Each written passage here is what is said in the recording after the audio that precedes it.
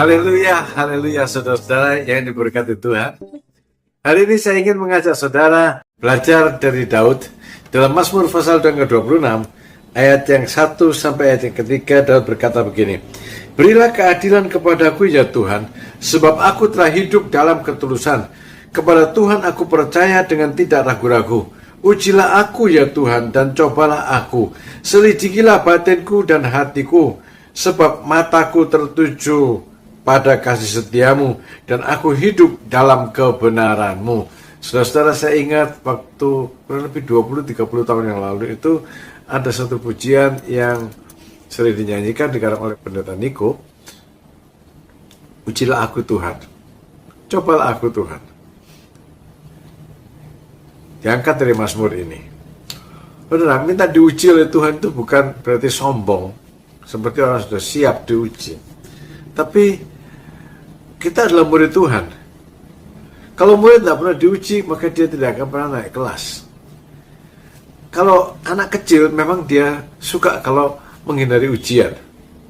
Tapi kalau sudah tumbuh menjadi lebih besar, maka ujian itu dinanti-nanti, soalnya sudah paham. Kalau diuji, memang ada kemungkinan gagal, tapi kemungkinan lebih besar adalah naik kelas kalau siap di dalam ujiannya. Saudara-saudara, kita perlu diuji supaya kehidupan Kristen kita naik ke tingkat berikutnya. Dan Tuhan tidak menguji kita suci atau tidak suci. Daud bukan orang yang suci, ada kesalahan-kesalahan yang dia bikin.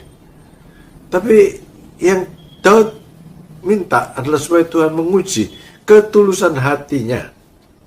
Ujilah aku ya Tuhan, sebab aku telah hidup dalam ketulusan.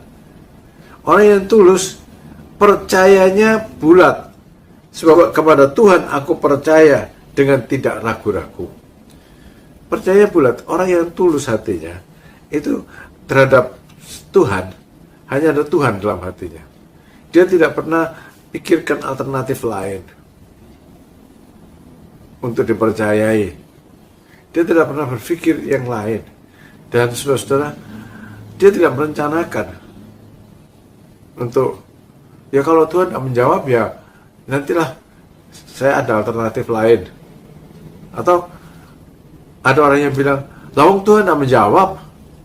Saudara-saudara, itu namanya hatinya tidak tulus kepada Tuhan. Kalau orang yang hatinya tulus, dia percaya kepada Tuhan dengan tidak ragu-ragu. Apapun yang terjadi, dihadapinya di dalam Tuhan. Orang yang begini bisa berharap bahwa Tuhan akan memberikan keadilan kepadanya. Orang yang tulus tidak merencanakan kejahatan. Ya, tidak melakukan kejahatan terencana. Bukan berarti tidak bakal jatuh dalam dosa. Jatuh dalam dosa itu berarti tidak sengaja berbuat dosa, tidak direncanakan berbuat dosa. Semua orang bisa.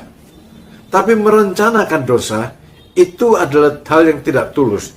Itu sebabnya Daud berkata, "Aku tidak duduk dengan penipu dan dengan orang munafik aku tidak bergaul. Aku benci kepada perkumpulan orang-orang yang berbuat jahat dan dengan orang fasik aku tidak duduk." Ya saudara, kalau duduk dengan kumpulan penipu, bergaul dengan munafik, bergaul dengan orang berbuat jahat, dengan orang fasik kita duduk bersama, itu berarti gengnya itu orang penipu, gengnya itu adalah orang munafik, gengnya itu adalah penjahat, gengnya itu adalah orang fasik. Dan kalau kita punya geng dengan mereka, maka yang dibicarakan, yang direncanakan selalu adalah kejahatan. Penipu merencanakan penipuan, orang jahat merencanakan kejahatan, orang fasik merencanakan kefasikan. Saudara, dengan cara begitu, maka kita sudah terlibat di dalam semua dosa mereka, baik secara pasif atau secara aktif. Secara pasif adalah kita sudah tahu dosa mereka, atau rencana dosa mereka, tapi kita diam saja. Secara aktif, kita bukan cuma tahu, tapi kita terlibat di dalam rencana mereka. Ini orang yang tidak tulus. Orang yang tulus, dia tidak merencanakan kejahatan dan tidak melakukan kejahatan yang direncanakan. Saudara, kita perlu diuji oleh Tuhan. Bukan apakah kita itu suci, tidak pernah berdosa. Tapi saya ulangi lagi, kita minta supaya Tuhan menguji diri kita, menyelidiki hati kita, mata kita tertuju kepada Dia, atau nyeleweng pandang-pandang yang lain. Sebulat-bulat hati percaya kepada Tuhan, hanya kepada Tuhan, tidak kepada yang lain. Ini yang Tuhan kehendaki. Tuhan bilang, jangan ada padamu ilah lain di hadapan hadiratku. Jadi hanya Tuhan satu-satunya, tidak ada alternatif. Hanya Yesus satu-satunya jalan, tidak ada jalan lain. Orang yang tulus tidak pernah berpikir tentang jalan lain. Saudara, mari kita belajar supaya kalau ujian datang, kita lulus orang yang tulus, yang percayanya tidak ragu-ragu kepada Tuhan. Belajar, bulatkan hati untuk percaya kepada Tuhan, untuk tulus kepada Tuhan. Tuhan memberkati saudara-saudara. Amin.